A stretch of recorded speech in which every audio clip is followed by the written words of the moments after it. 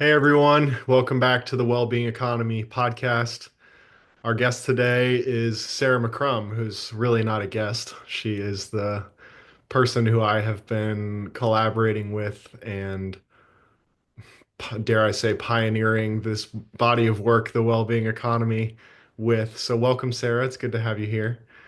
Thanks, Forrest. It's just such a beautiful topic to be exploring because it's a feel good, get it done kind of thing, and there are a lot of things that are either feel good or get it done. They don't always go together. So I love that combination of well being and economy. Yeah, yeah. Can you say more, Sarah? Actually, this feel good and get it done combination of well-being economy. I mean, I really feel like there's just gold in this. Like sometimes I say this is deep down what all of us are searching for, what we're leaning into with the well-being economy. So can you double click on this and go into it more? It's very funny because I've never ever said that expression before. It popped out of my mouth like it's my tagline or something. It's like, whoa, you've never said that, Sarah. So it's like the well-being economy is clearly wanting to be expressed in some way. Mhm. So yes, I think that like I'm very familiar with having spent many years of my life really looking for how to feel good because I didn't feel good inside myself. But it was very difficult to bring that together with getting it done because it felt like getting things done was what people did who didn't care about feeling good. They were people who cared about making money and doing business and all of these actually really valuable things. But they would, as we've often talked about, they would sacrifice so much in order to get stuff done. And I think I realized that I had to get this feeling good piece somewhere. Like I couldn't ignore that. I suspect I knew that it would make me really ill if I ignored the feeling good. But like so many people, when you focus a lot on feeling good, you're not always very effective. Mhm. Um, and actually, to have a satisfying life, one of the biggest things that I've learned is that I need to bring both of those together. I need to be practical and able to get things done, able to create things, able to do things I don't like doing. Like I made something over the weekend, which was very creative when it was an idea. But now I'm in the real weeds of it, of needing to finish it all the way till it's a product, so to speak. It's something that somebody can engage with, and that's not very fun for me. But if I say, oh, I don't feel like it doesn't make me feel good to be doing all these details. I'm not a details person. It doesn't get done. Mhm. And then that satisfaction of the feeling good never gets fulfilled. So I think there's something about us being able to really face life. And also, what happens is then I start to feel good doing those things because I know that that feel good and get it done begin to join together. I feel good getting things done, and I get things done out of the good feeling. And of course, this ties into the well-being economy because for me, I always see the well-being economy is like you've got this foundation of well-being, which can only be fulfilled by creating wealth. Mhm. The wealth is the fulfillment of well-being. When you feel well-being, what do you want to do? You want to share it. You want more of it in the world, and you want it with you and other people. You don't want to keep it to yourself. It's impossible. And so you have to go and create wealth in a way. Like wealth, not, I don't mean personal wealth. It's like you have to grow the well-being of life in your community. And that does create wealth Mhm. for you and for other people. So I always say well-being is the foundation of wealth, and wealth is the fulfillment of well-being. And they kind of circulate with each other in such a beautiful way. And the kind of really down-to-earth ways, like feel good and get it done, Mhm. um, is those two things coming together in a just a different kind of energy around it. Well, that's just a treasure trove of wisdom right out of the gate. So, well-being is the foundation of wealth, and wealth is the fulfillment of well-being, is what I heard you say. Yes, I discovered that, when I was discovering these source codes of well-being that I've talked about with you on another podcast. I started to discover these phrases that can tap us directly into the root of well-being or the ground of well-being. And it was very interesting because the first source code I discovered was the words "the well of being." And the minute I say it, you see, you smile the minute I say it, people's eyes go pop, or they say, you can watch their body just like, oh, I like that. The Mm, minute I say it, that's how I knew it was a source code. But the second one was the well of wealth. And the well of being, the well of wealth is kind of in the well of being. It's the wealth of life, this incredible exchange of value through all of life between plants and animals and microbes and humans. Like all parts of life are exchanging energy and value with each other. And that is actually the wealth that we participate in at a truthful level. We drink water and we breathe air. Without those, there's no point talking about money. It's mm, like mm, money has no meaning unless we're participating in the wealth of life.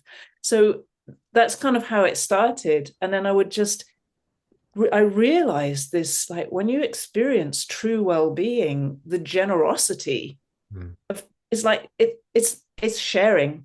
You don't want to give it away, you want to share it, because there's nothing better in the world than sharing something that's beautiful with somebody else. And then it becomes more like, well, if I'm going to do business, of course my business is to share well-being in some way. I might be, selling vegetables. I don't sell vegetables. That's sharing well-being. Or I might be doing, there are many different ways I can do that. But I wouldn't want to share, I don't know, what's the opposite of well-being? Like I wouldn't want to share destruction. I wouldn't want to share damage and disease. mhm, I that's not something I would want to make a business out of.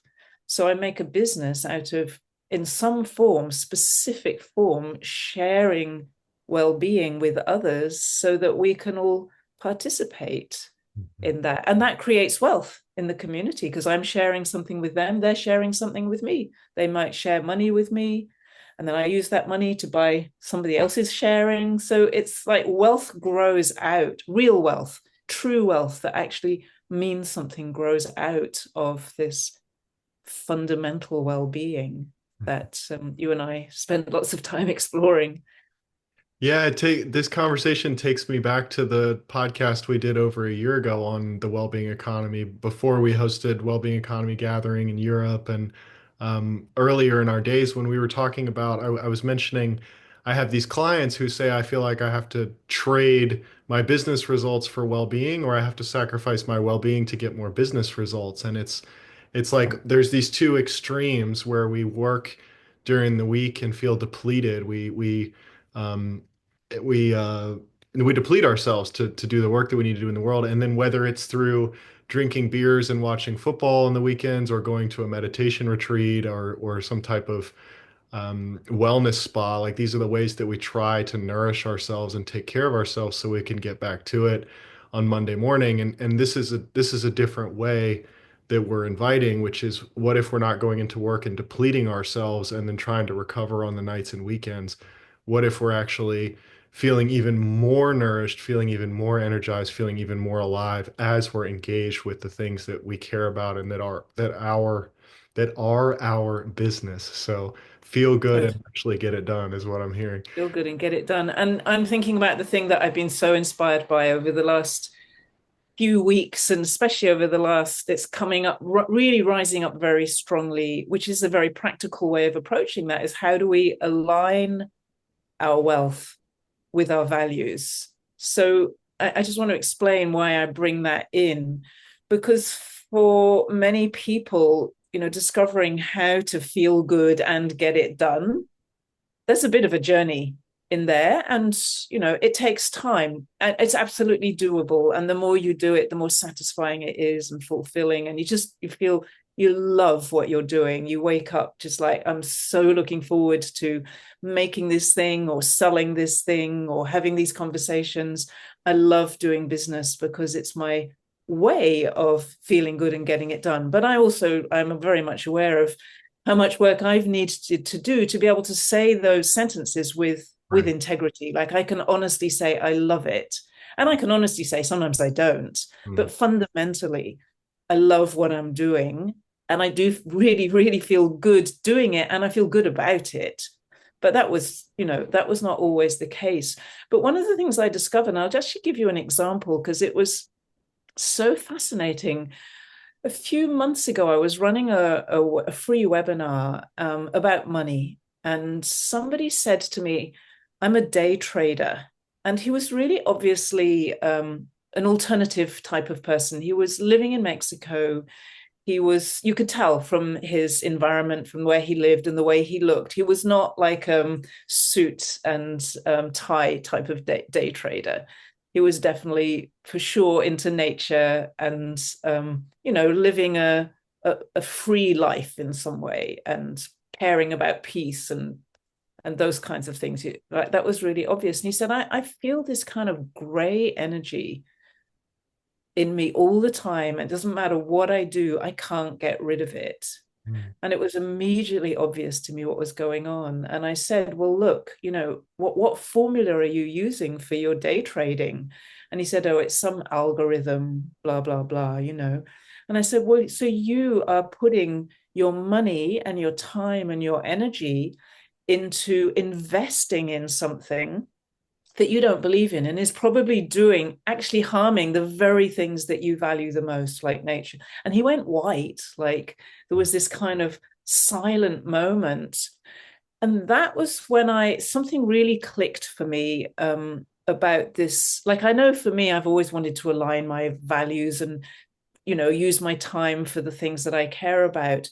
But it clicked for me at a very practical level that when you are doing things that are actually detrimental to your own values, you don't feel so good. It actually makes an impact on your energy. And that's what's very challenging, I think, for people, because you can go and learn how to feel good. You can meditate and you can relax and you can have massages and do all kinds of things that make you feel good. But if your fundamental activities are actually working against that, Yeah.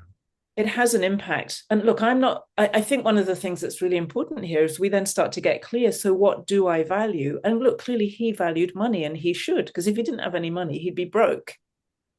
Um, and then he can't live his alternative lifestyle or any lifestyle very much.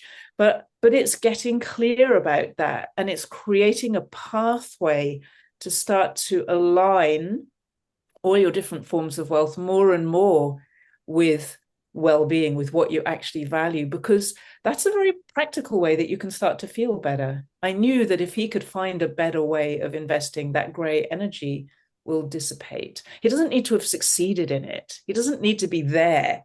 He just needs to be on the path, making that decision.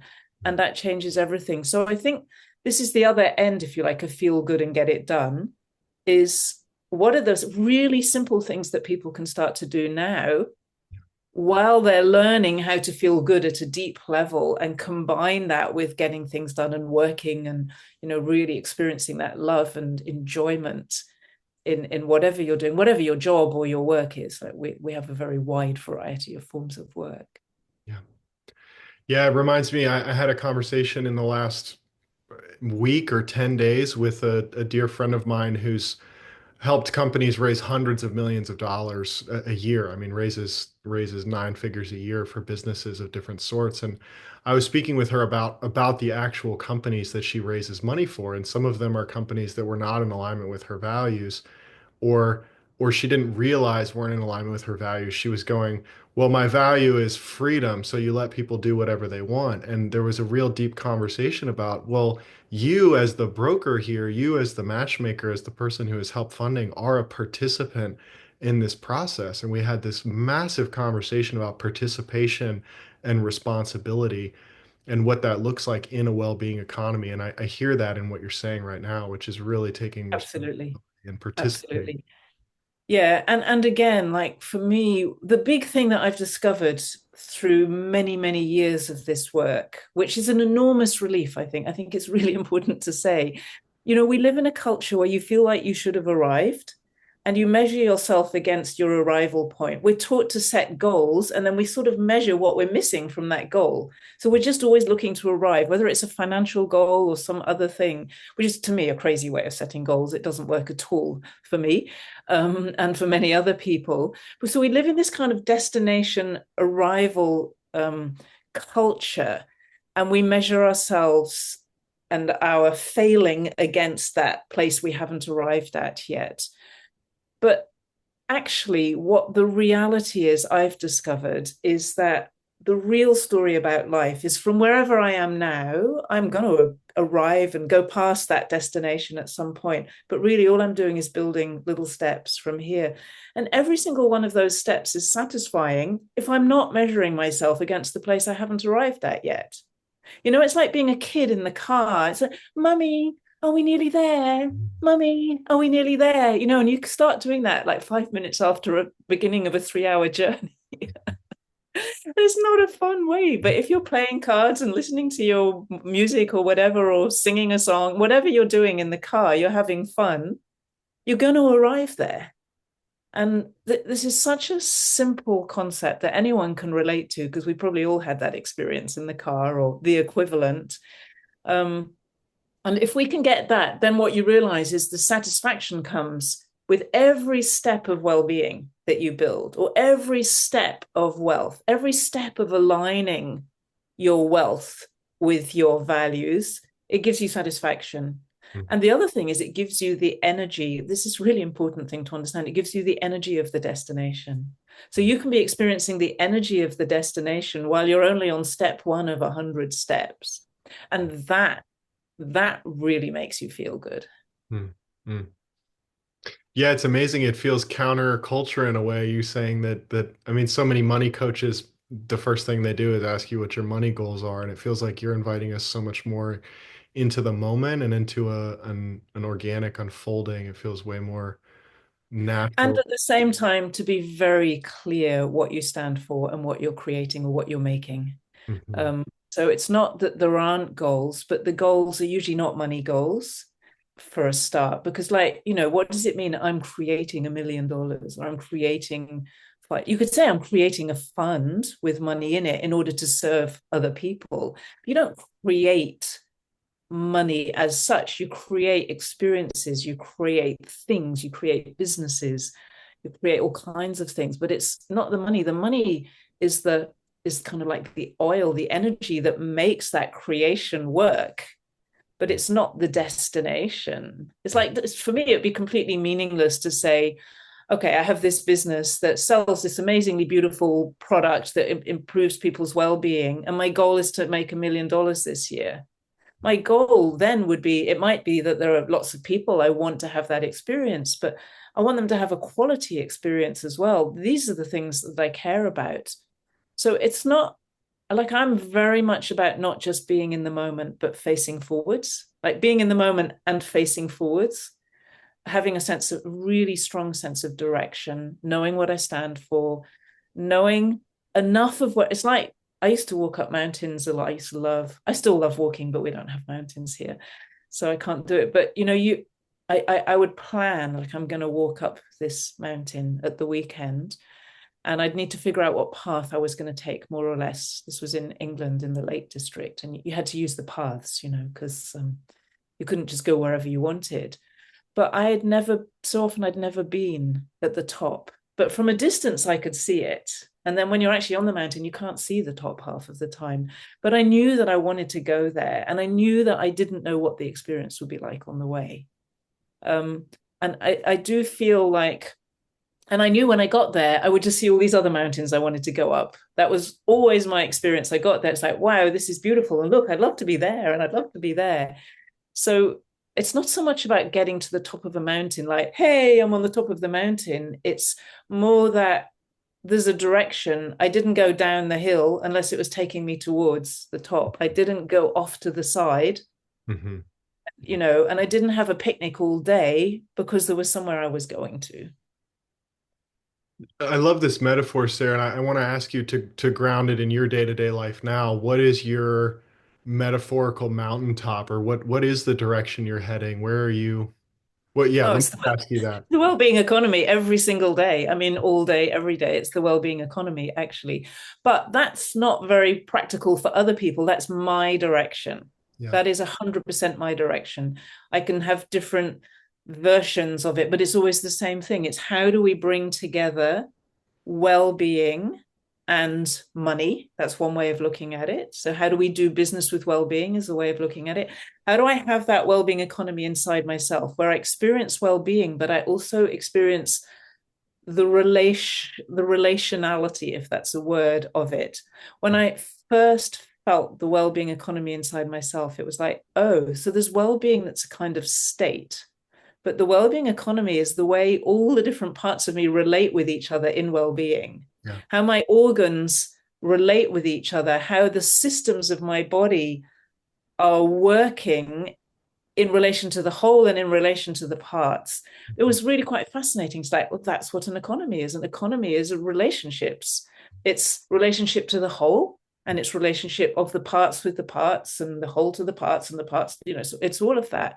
It's Mhm. like, oh yeah. And so then it's like, how do I do that in my business? How do I really create? For me, it's like make or create the well-being economy. I have two businesses. In both of those businesses, in a way that is the sharing of that well-being with others who may not even be thinking about the well-being economy.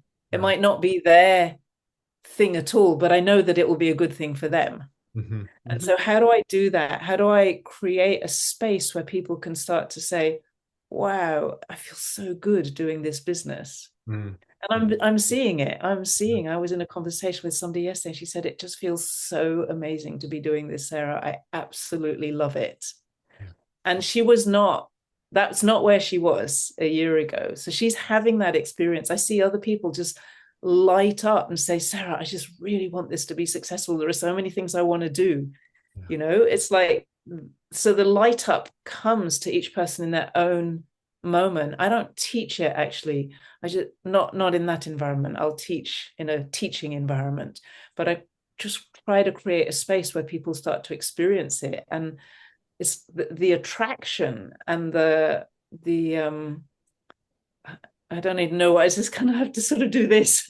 Just like the energy that creates attraction is so it's joyful and delicious, and like you just want that. Like, I want that. That's what I want to be doing. That's what I want to be working with and playing with. And then I have many thoughts about the wider economy because I'm very aware of the the heaviness of it. I'm very aware of how much of it relies now on the value of death and disease Mm. and destruction. There's a lot of the economy in a health system that is really more interested. It makes its money out of disease, actually, not really out of health. Right. Our military really makes its money out of war, not out of peacekeeping, for example, which it could. You can easily imagine a system where a lot of was invested into peacekeeping, and you'd be investing a lot more in people probably than in technology. I think that would be a really good thing. You'd be investing in really good skills. It could make a lot of money for a country, a lot, because there's a lot of need for peacekeeping in the world. But we don't do that. Even so much money is made out of life insurance, which isn't life insurance, it's death insurance. Um, and all of insurance is about disaster. All of them D's, all D words: death, disease, destruction, and disaster. Something interesting in there. Insurance is really disaster insurance. So everything, so much of it's upside down. And then, of course, there's the other part, which isn't the D's, I don't think, but just the sheer amount of criminal activity that is really embedded very much in the financial system. I mean, it's absolutely huge. And, it may be that a lot of our money is involved in what we would say as criminal activity. So you look at that and it feels terribly grandiose to talk about a well-being economy. But when I know how good it feels, and I know how bad it feels actually to be making financial decisions from fear or control Mhm. or tyranny, Yeah. um, those are different versions probably of where that more negative stuff comes from. All I can do is say, well, I just know what human beings are longing for, as you said. I just know that we long to feel this, just like I don't know, it's beautiful and joyful, and it's rich and satisfying. It's not empty. Hmm. It's really full and you're making things and you're making a difference.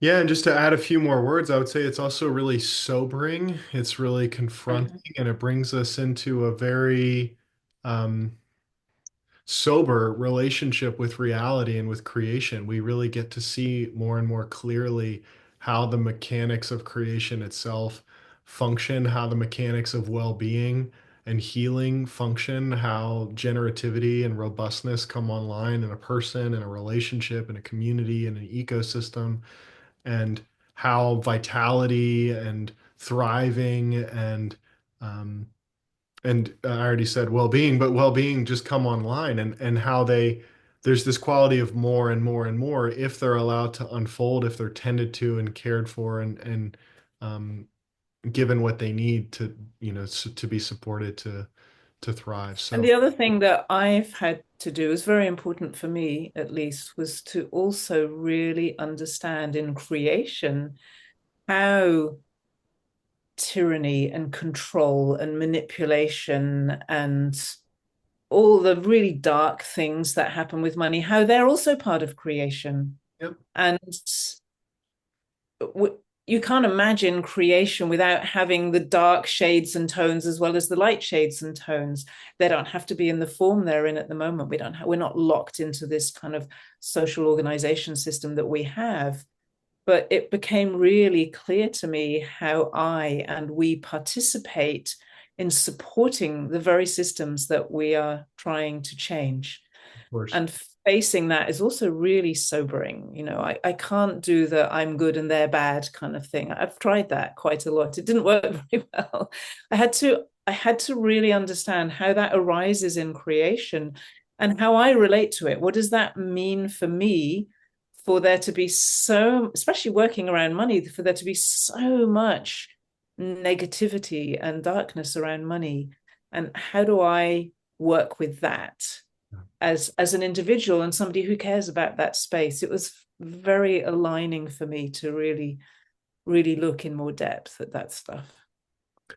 Well, totally. I mean, when we're in the conventional worldview, right, you would see it, or I would see it, I'll speak for myself, as it's the well-being economy versus the, let's just call it conventional economy, and one of them's going to win this battle of good and evil.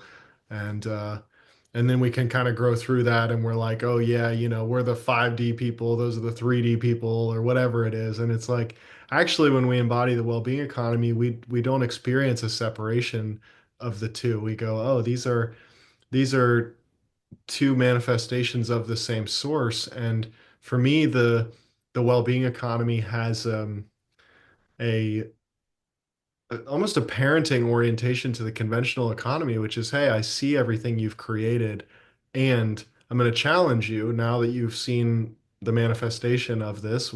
What are you learning? What's next?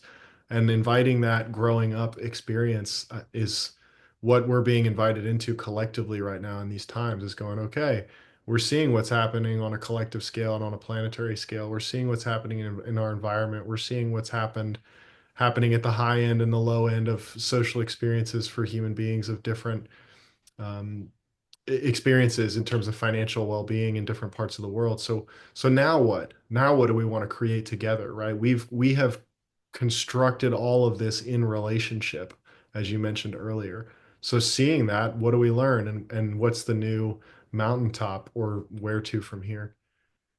Yeah, and it's interesting. I was thinking, as you said, parenting, maybe it's almost more like actually a baby that grows up and is becoming a teenager. And parents can be really jaded. Well, adults can be really jaded, but when they have a baby, the baby lights them up. It brings in something fresh, something new.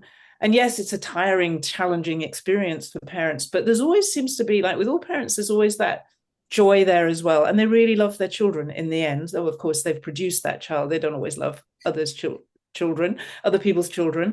But and then the children start to challenge them.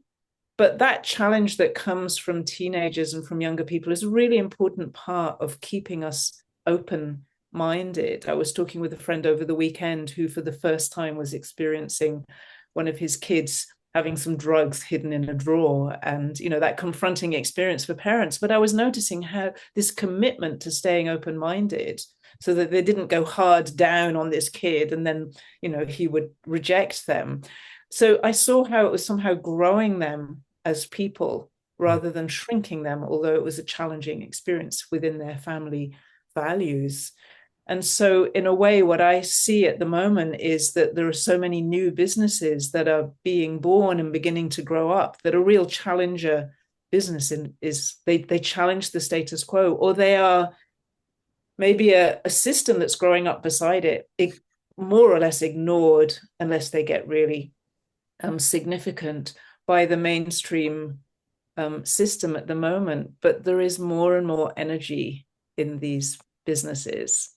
And one of the things I learned is to withdraw energy, to withdraw my energy from systems that are trying to control me or that are trying to push me into a form that doesn't feel conducive to the well-being economy, to that fundamental well-being. I personally don't think freedom is being able to do whatever you want. I don't actually, a lot of people say that to me. And I know that the more freedom I feel, the more discipline I exercise. Hmm. So at a deep level, maybe it's that I make deep choices, but it's definitely not. Sometimes we have a very loose definition of that, but there's a notion of freedom, Yeah. and the sovereignty of a human being, Yeah. and of building community around that rather than community building. I think a lot of what happened is that people with a lot of power um, at a certain point had so little respect for the masses and so much respect for their own capability that it never dawned on them that anything good could be done with people like you and me. And so they built these systems that entirely favored their brilliance Hmm. and the complete stupidity of the mob, literally, a few hundred years ago and coming out of a longer history. And we haven't really got over that yet. But now we're beginning to discover that these masses, who probably were not so sophisticated if a few hundred years ago, but certainly always had a lot of capacity. But we're beginning to discover that there's so much beauty and capacity and capability in all of us. And we see it in the extreme now. We see people seeing the incredible capability of somebody who's autistic, who generations ago that would not have been, people wouldn't have seen that. Hmm. They just would have been whatever, they would have been seen as defective. But now we're able to see beauty in so many things we couldn't before. So we're very ripe, I think, for a different social organization system, a different way of doing things. And I personally feel that a lot of experimentation needs to be done. I don't think any of us really knows how to do that. How do you even build a business around these principles? I mean, it's not easy. No, it's not, and there's something in that that I love what you're bringing with freedom because there's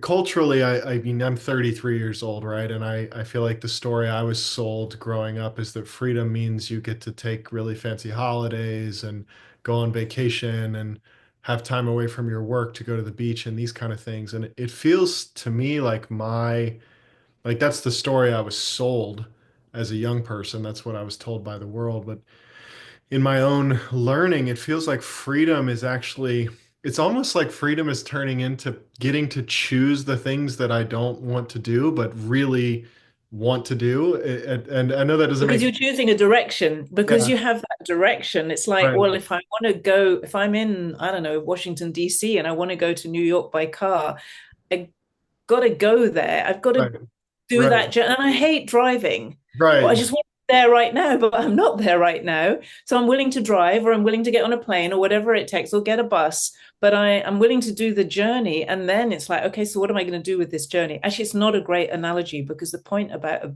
business or these bigger choices we make is that every single step of it is the building of that experience.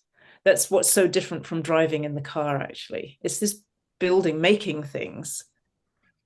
right. And there's something about the freedom to subject ourselves to experiences that are really not comfortable and that we have the capacity to actually deal with. It's like building a business is really hard for me. Just speaking for myself, building business is really hard and I love it. I mean, it's hard every day. It's so enjoyable.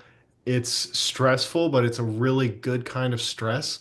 And it's the kind of stress that for me, the stress doesn't get better when I meditate or go get a massage or lay around. I mean, I do these things, they're fantastic, but the stress really gets better. It's like when you lay your head on a pillow after a hard day's work, like the stress gets better by actually getting things done.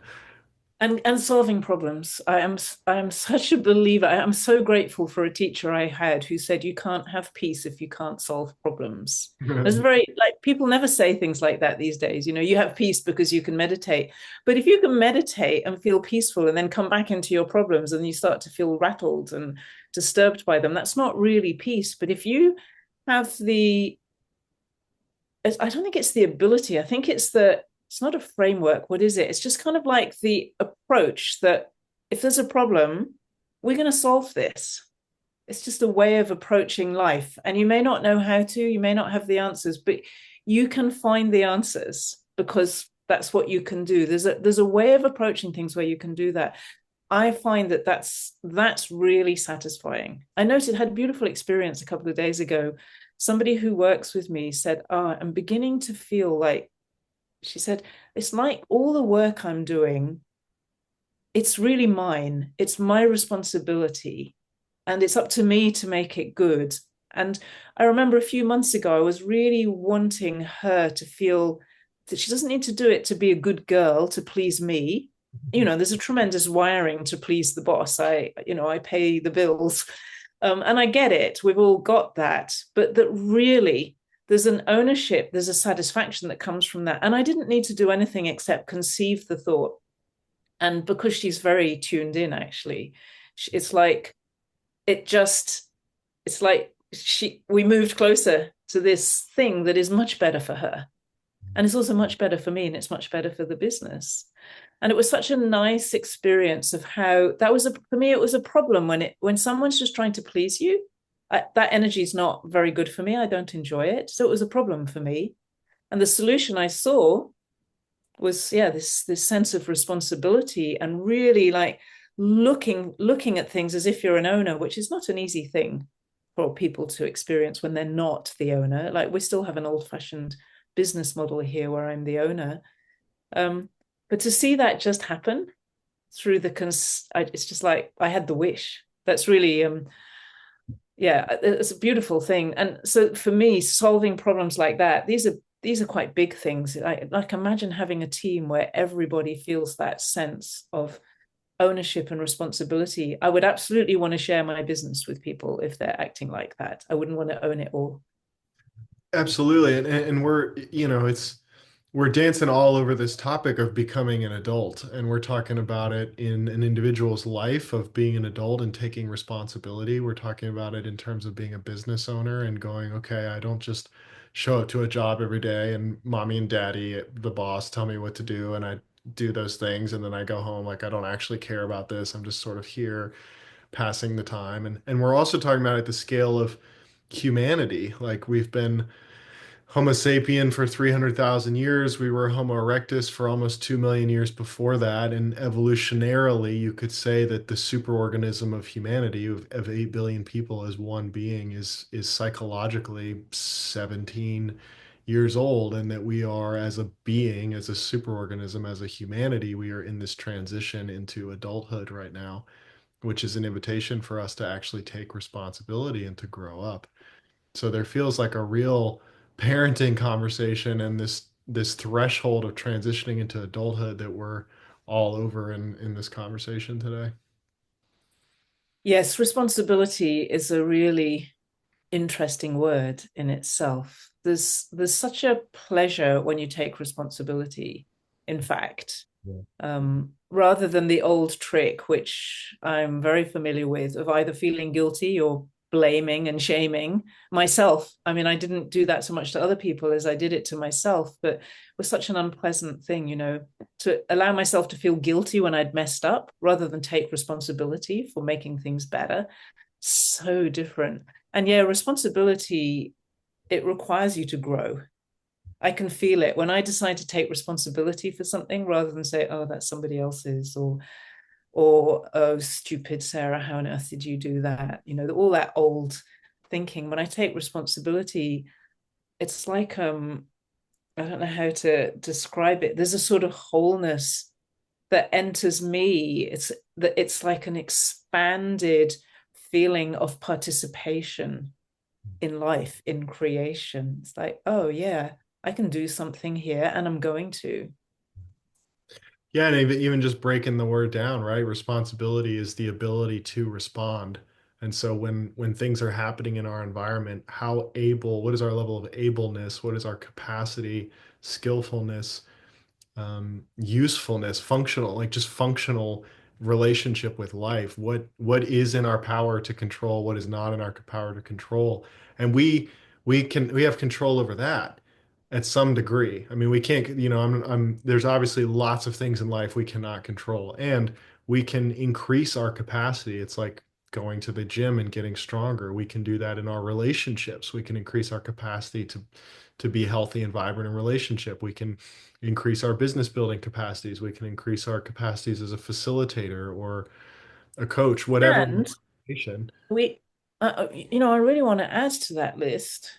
We can increase our capacity to change the things that look as though they can't be changed. I just had a really fascinating example. And, this is one of these ones where no one can ever claim that they did it, but I think many of us experienced it. So last week we were expecting a cyclone here.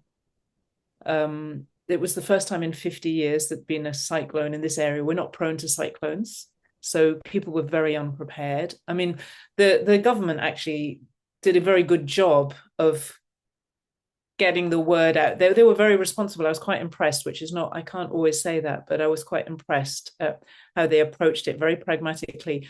And look, I was aware of it about 5 or 6 days before it was, well, at that point, it was probably 3 or 4 days before it was due to hit. And a lot of people, when I found out about it, a lot of people still didn't know. So when you hear something like that, there's a whole lot of preparation that you need to do. Because if a cyclone hits, that can be, people were talking about roofs being blown off houses, windows being blown in, trees, like all trees coming down in an area, not just one or two trees in the way that you get with a storm. It was a pretty serious event. And the waves were surging days before they were surging in and over the dunes at the beach and literally into the places that the waves never go here. So we were already seeing it coming.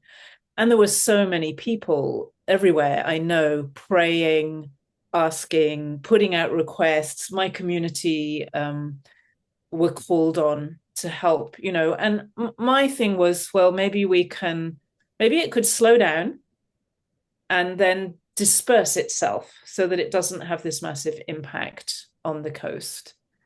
And it was really interesting because first it was due on Wednesday, and then it was due on Thursday, and then it was due on Friday. And then came this moment where people were saying, because it was going really slowly, but it was still like full on, it was a category 2, it wasn't higher than that, but that was very destructive, would have been very destructive.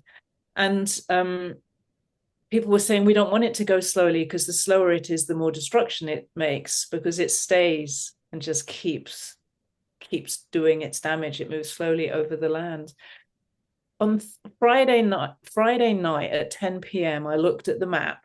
I'd done all my preparations, put everything away, got my gas cooker in my kitchen in case, because you expect to have no power, all of these things. I got everything sorted out. And I looked at the map and it was full on. It was not coming directly towards us, but it was,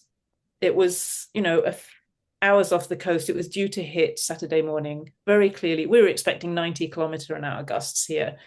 And I was thinking, oh, we're going to lose trees. And I said to the trees, please stay standing, please protect the trees. I just didn't want to see that. But all week I'd been asking for these things. And so many other people I know were asking, During Friday night, I woke up on Saturday morning. It's like, there's no wind. This is weird. There's no rain.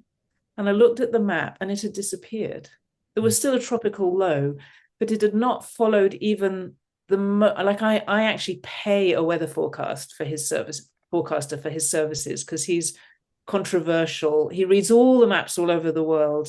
He's so accurate. He hadn't called it. He said this is going to be very destructive.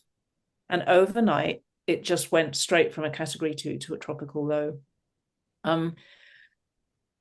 I know that happened fundamentally. Somebody said to me, I've never seen a cyclone move that kind of track. It was going backwards and forwards and all over the place. And for him, it was a conspiracy theory. They're manipulating it. Like, I know they don't have the power to manipulate the weather that accurately. We're not there. And actually, I know that somehow the really heartfelt wish of human beings played a part in what happened because it basically dropped before it hit the coast. There's still a lot of flooding and things like that, which makes sense. And I've seen so many examples, really tangible examples of changing the weather, of changing, of healing. Obviously, healing is an impossible result, against all doctors' advice or expectations. I see this so much. And the reason I'm talking about it is there's two reasons. One is that we're in an age where we really have to understand who we are as human beings. And are we going to cultivate our human capacity, or are we going to subjugate our human capacity to technological capacity? And for me, the obvious path is I'm happy to use technology and I love technology, but I will not give my human capacity away. But I have to recognize that my intelligence largely is not a very valuable it's not a very valuable capability anymore, and it's becoming less and less so, my normal intellectual intelligence. But my capacity for like the power that we have as human beings to move systems, to create change, that's unlimited, especially if we do it from a good place, from a place of well-being. So one part is like, I want to be a more capable human being. And I love the feeling that when somebody says, well, this isn't possible, it is actually possible. If we find it, like those challenges are what draw us to the next level. And at the same time, I think that it is really, really important that we have options in relation to the future of humanity. Do we want to be people? Like, I've always seen that if AI got out of control, there's been so much talk that if AI gets out of control, it could destroy us all. I knew back in 2014 when I started reading about that, the only way that we can change that is through groups of human beings coming together, and literally we have the power to stop that kind of thing. There's no technological solution, I don't think, to technology getting out of control. But as human beings, we do. If we learn how to do it, we do have the power to change the direction of things. And if we do it from well-being, and if we learn the techniques of that, so to speak, you need to learn how to do it, because you can do a lot of harm if you start to manipulate energy. That's very dangerous, and that's what a lot of it goes on in the world. But if you learn how to use true power to align with life, you can mitigate and change the direction of things without having to then somehow dominate, and you have no idea, how do I say this? It's like without taking over somebody else's sovereignty or taking away the potential of other human beings to have their own experiences. So this is actually a really important topic for us, for where we are now. Our technological capacity is scaling so fast, but our human capacity is scaling so fast as well. And a lot of people are at massive risk of losing the human capacity to the technological capacity. And I think we have a huge opportunity now to grow our capacity in ways that we haven't really even imagined before, except through superhero movies. Well, we get a new one every month, so Yeah, I mean, they speak to something actually. Star Trek's probably more interesting. Some of those more grounded ones are more interesting. But really, this is for me so important, actually. well, there's what I hear in what you're sharing, Sarah, is that we're at a point in time where we're really being challenged and invited to take our power back. We have outsourced our responsibility and our authority and our power to the government, to health institutions, to our doctors, to our banks, to all these institutions in the world. And it's the day and age of, okay, what if I am my own bank? What if I am my own doctor and healer? Right? What if I am my own farmer? There's a lot of people in the world who are starting to grow their own food.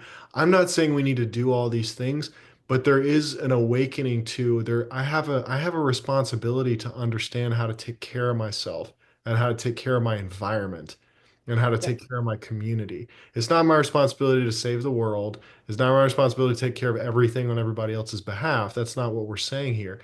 And it is my responsibility to understand, how do I take care of myself and how can I, like for me, the definition of an adult is I can contribute more to a system than I need from it. It's not saying I don't have any needs. It's not saying I don't need to be supported by my environment, but it's just the more we can develop the capacity to give just a little bit more than we need, well, you start to have self-generative systems. If you have a community full of people who can contribute more than we need, there's surplus, there's abundance. that creates wealth. Yeah. Exactly. And yeah, and then we get to choose rather than I'm in a system where I have no control over who looks after my health, and I like this doctor and I hate this doctor, but that's what I'm stuck with. And this nurse was really nice to me, and these nurses didn't even listen or didn't listen to my mother for 5 hours when she needed to go to the bathroom or something. It's like I have more choices around how I support my health because I'm responsible for it, not them. Right. And then they can bring their expertise, but then we have a much more accountable system. Right. And it gets into what you were saying earlier. There's way less of this woe is me thing or shaming myself or anything. It's like, what is that actually accomplishing? I mean, I'm asking this question from compassion, but it is a little bit of a potent compassion, which is like, hey, what are you actually accomplishing with this practice of shaming yourself or acting guilty or woe is me, right? It's like, okay, what is it I'm actually attempting to get done here? And what's the best way I can show up in service of this actually happening? And then that's where we do have to come to things like healing, that healing really is possible and that we don't have to be locked into what other people say. I mean, I come back to this because this is the capacity to solve problems, is the capacity to engage with something that you don't feel is possible. Hmm. If you know how to solve it already, it's not a problem. It's just something to be done. It's just your to-do list. But a problem is really fundamentally something you don't quite know how to deal with. And look, it might be there's an expert out there who can just do it for you, but often in life it isn't as simple as that, or you don't know the expert. And so there's an approach to that. This is really important. There's an approach to that that doesn't go into, oh no, I'm stuck, I've got no options. It goes into, I have a problem, I don't know how to solve it, I can't see any options at the moment. And it takes you to curiosity rather than feeling sorry for yourself. And once that curiosity is engaged, then there's no limit to what's possible. So, Sarah, for folks who are listening and who are interested in the well-being economy, I mean, how do we know we're doing it? How, if I'm listening to our podcast right now and going, am I a part of the well-being economy or not? Like, how do I know? What would you say to someone who's listening asking this kind of question? I've never been asked that question before. It's interesting. So there's a couple of different ways I can think of approaching that question. One is, if you listen to us talking about this and you think, wow, that's really interesting, that's what I believe in, or that's what I want to be a part of. That's actually the first step, is just recognizing that. Then it's very likely that you'll start to feel like, oh, well, my well-being isn't so great actually, and my economy is not so great either. Or you might feel like my economy is stripping away my well-being, like you talked about earlier. or my well-being means that I'm so prioritizing my well-being or whatever, my economy is not working at all. These things are not coming together. So you might start to feel a lot of gap. That's actually very useful because then you become aware of the things that need to change, and steadily, little by little by little, you can start to address those, and go on the exploration led by your curiosity of how do I experience a well-being economy. How do you know if you're experiencing it inside you is a very difficult question to answer, actually, because I have so many times in my life kidded myself that I'm experiencing something because I wanted to, Mm. and I didn't want to admit. I'm an optimistic type of person, so I'll always say I'm doing better than I am.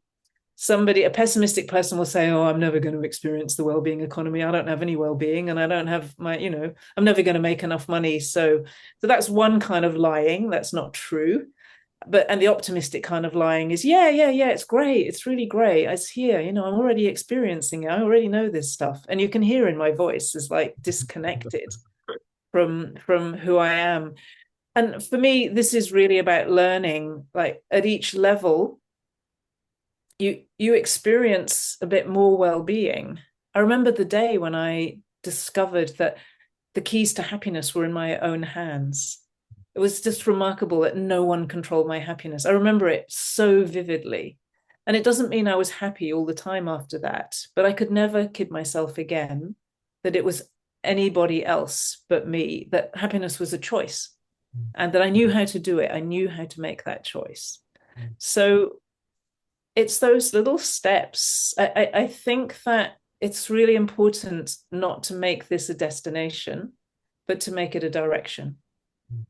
And so you allow the well-being in you, which is already there. Like there is well-being in you already.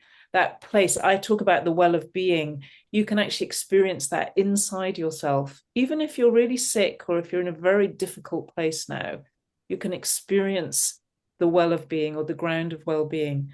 Maybe you can't right now, but it is there, and it's not completely switched off. Everything in life is fundamentally created or formed in well-being, but we have a lot of ways of turning ourselves away from that and not experiencing it. So we can cultivate our well-being, and we can cultivate our economy, and we can cultivate those together. And as you do that more and more, you feel like, oh, I'm experiencing it. And look, to begin with, you could be doing a job, say, that you don't like that much, but you can start by feeling more well. Then you can start to bring that well-being into doing the job. So that instead of hating the job, you actually enjoy it. You bring your generosity, you share your well-being with others, you contribute through your job to the well-being of other people in all kinds of ways. What happens over time for most people is little by little they make choices in their work, and choices actually in how. So I think about like our precious resources. We have time, we have money, we have energy. How do I invest those? And you start to make better choices. You can always make better choices about how you use some of your time. You can always make better choices about how you use your energy. Where do I put my enthusiasm, my love, my passion, my care? What am I going to do with that? Am I going to just switch it off and not put any energy into anything much, just survival energy? Or am I going to really bring my energy to what I'm doing? And you make choices with your money all the time. Everybody does. And so we start to switch our allocation of our precious resources. We start to invest more and waste less, so that we're building for the future as well as the present. And that's how we grow a well-being economy inside ourselves, in our business and our work. And when more of us are doing it, it will become more of the economy. Yeah, I love it, Sarah. I would say something in a very similar light. If somebody asked me, I would invite them to become aware of their power as a participant in the economy, and that we vote every day with our dollars, we vote with our time, we vote with our energy and our attention. And for me, a well-being economy is when business and products and services create more well-being for people who engage with them. That's the economy of the future. That's the economy of well-being. And so if we, as consumers or as participants, as conscious investors in an economy, go, okay, I actually have the power to bring about more of the kind of economy I want to be a part of, voting with my time, energy, attention, footsteps, right? What businesses I frequent. This is the way to help manifest more of a well-being economy on planet Earth. Totally. It's actually really simple and it's doable. Anyone can do it. You can be an 18-year-old who has virtually no money to your name, but you have masses of time and energy. You can be somebody who's fantastically wealthy financially, and you can ask, what am I doing with my money? What am I doing with my time? And what am I doing with my energy? You can ask, every single human being can ask those questions every day. And a simple thing like that, automatically, if you ask that kind of question, you will start to align more. It's inevitable because you're not going to say, well, I really want to waste all my time today and I want to waste all my money and I want to waste my energy. I just want to throw it away. Like, we don't do that. We're not we're not built that way, luckily. Yeah. Well, it feels like we're hitting a pause point. I just hit a big breath of emptiness here. I wonder if there's more you want to share before we pause for today. I feel complete over here.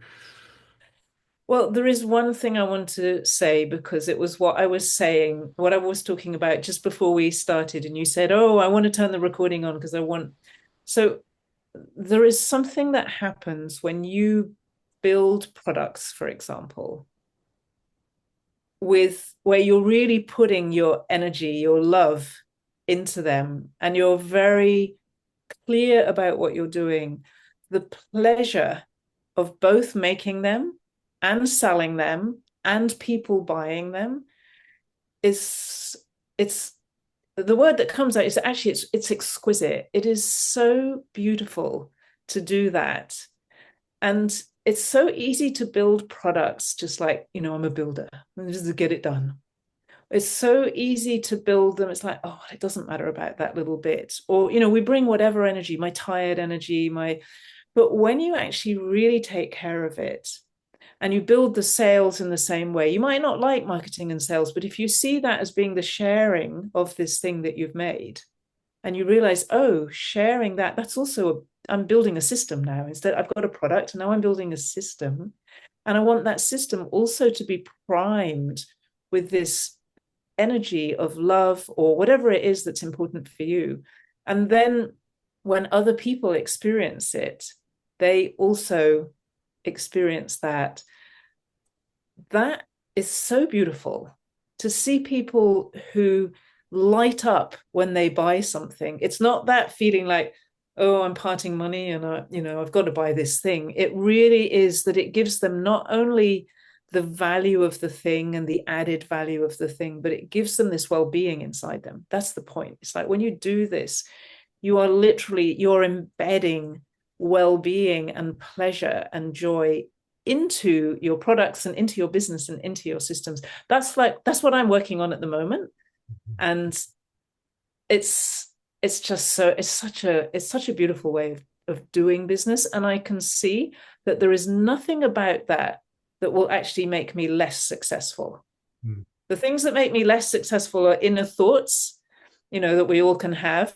But building a business like that, which has a lot of purpose inside it, cannot make you less successful. It can only make you more successful than you would otherwise have been. Sarah, when I hear you talk about what you're building now, what you're working on now, I want to do a whole podcast with you on love to be bright greens. And I'm curious, do you want to just give us a teaser before we do that? I mean, do you want to give us a few minutes of what you are working on and we can unpack it more fully in a future episode, but at least give us a web link that people can go to and give us an invitation into exploring it in our own ways.